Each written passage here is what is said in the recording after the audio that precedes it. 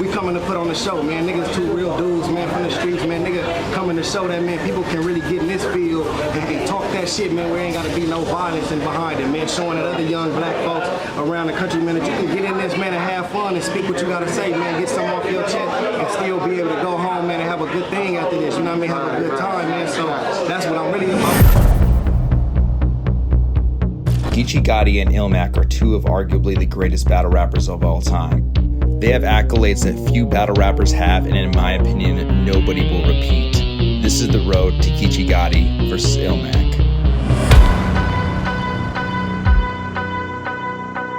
Winning my first battle in 2001, it was 3 years later when I won Scribble Jam, and in that time, yes, it progressed from me going to every battle in the city that I possibly could. Then I started going to Seattle, but then also down to California and battling people who I was watching online. This is all pre-YouTube. You can only watch battles in certain little pockets of the internet.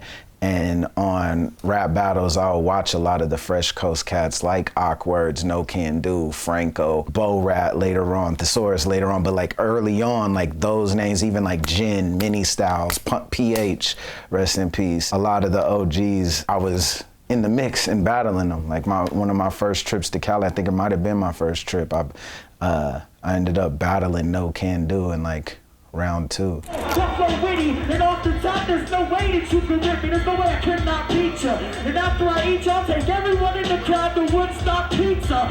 Come on, dog, you ain't messing with L. The best when I kill, honestly infecting your kill. You don't want it with me, I'm the harder MC. Already proved this fake bitch is straight softer than me. Like Riot and A-Hat mainly. I did some shots fired maybe. But like, yeah, Riot and A-Hat. Drafted by the block.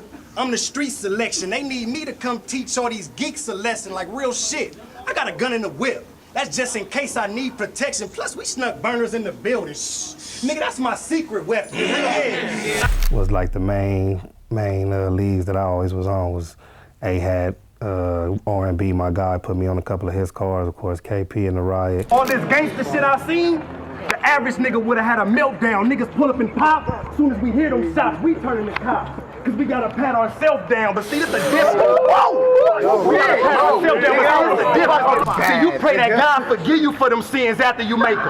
I pray that while I'm killing the nigga, God don't step in and save him. Oh my God!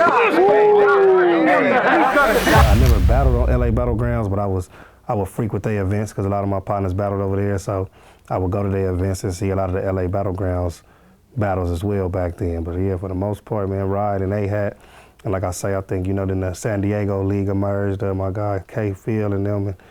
When I shoot, it's hard to keep the K still. I let the K peel. What it's like to die gonna be the only thing K feel. Scratch that empty pine box. I'ma let K feel. This a nasty train. State meal. They gonna blame me. Talk to this shit. This is a nasty train. State meal. They gonna blame me when you get bodied. J Mills. Hey.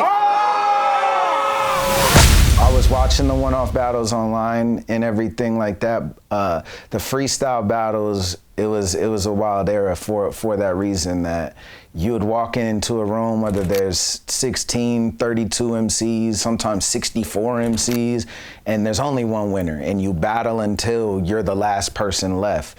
And if you lose, you're gone, you know, and only one person gets paid.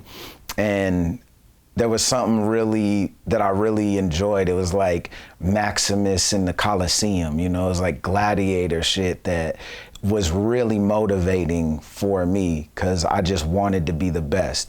And that's the way that I thought I could prove I was the best rapper, was going into a room and beating everybody and being the only one that got paid. Scribble Jam, there's a whole backstory, like I you know, lost my job to go and all this, but I had been such a fan and watching the DVDs and even, you know, Juice and Idea and Jin and a lot of these cats who have been part of that history were so influential that there was no way I wasn't going. So I ended up flying out there based off of Kevin Beecham who, you know, really facilitated and organized the MC portion of the festival. They would do preliminary battles the day before or the day of, where you had to win a battle just to get into the battle. He gave me a slot in the prelim battles, which means I had to do a whole 32-man battle just to get into the 32-man battle. My whole goal, I told everyone a million times, is like, I just want to battle on the main stage. I just want to make the DVD. I had zero expectations of winning. I just wanted to make the DVD. I kept saying that. Expose you useless bitch. Rhyme fast, root to the west. I did. That's 3 holes you used to shit with. Yo, you're a nitwit. You gonna get cooked like Bisquick when I flip in? Hey, yo, fuck it. This cat is lame, but I can rap the same. He looks like insert an actor's name. Anyways, this bitch sucks. He's tasteless. Get off the stage, learn to switch up your cadence. I don't want to sound cliche today, but if you shave your face with a razor blade, you look like an overweight Macy Gray. Faggot bitch, I'm immaculate, hazardous, yo, sharper than Act Hamilton. Yo. Scribble Jam to this day is one of my most significant battle experiences I've ever had. And to be part of that history that was Scribble Jam, it was the Super Bowl for battle rap for well over a decade, in front of people like Idea, who kind of was one of the inspirations when I first started battling. Was crazy. And after I won it, I remember I dapped up Idea, and rest in peace, and, you know, told him, like, you're my favorite battle rapper. I'm like, this is crazy. Like, I was had, you know, a rush of euphoria, and he's like, that means a lot, because, you know, one day, if not already, people are gonna tell you that. And you telling me that is a huge honor. And that's like in the mix of, you know, music playing and all, you know, when they're announcing the winner and all this chaos going on, and even just the significance of him being so present and telling me that in that moment was something I'll never forget. And yeah, that feeling I've never, you know, been able to replicate in battle rap. Yeah, man.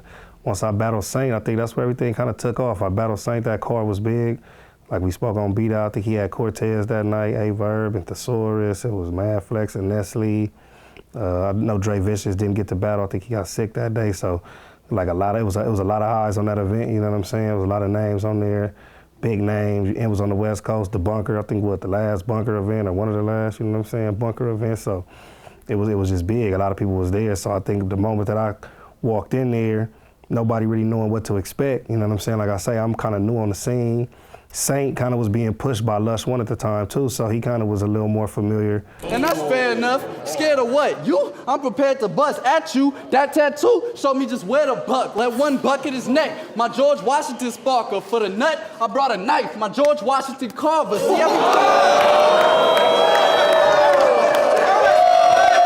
with the King of the Dot crowd, you know what I'm saying, as far as them knowing his name, more so from being attached to Lush One and him being heavy over there at King of the Dot. So I kind of was that dark horse. It was like, man, who is this GEECHI cat, you know what I'm saying? You know what I mean? I wasn't really familiar with the King of the Dot fan base and things like that, but yeah, once I got up there, I just, you know, I left it up on the floor, like, yo, I'm just talk my shit, you know what I'm saying? Go up here and do what I do, man. Do what I've been doing on these other leagues out here. Talk crazy, you know what I'm saying? I already know I got my support system. My people's pulling up with me. We just gonna go in here and do what it do. Look, yeah, that retaliation is mandatory, man. True story. If I ever killed the nigga, I ain't never had a nightmare about it or any kind of dream. Matter of fact, the only way I'ma have a nightmare about a murder is if I left a witness on the scene. It ended up working out for me, you know what I'm saying? It was a good battle too, salute to Saint. You know what I'm saying? It was a fire matchup, you know what I'm saying? And I think the fans left that night kind of like talking about me as far as like with all those names on the card.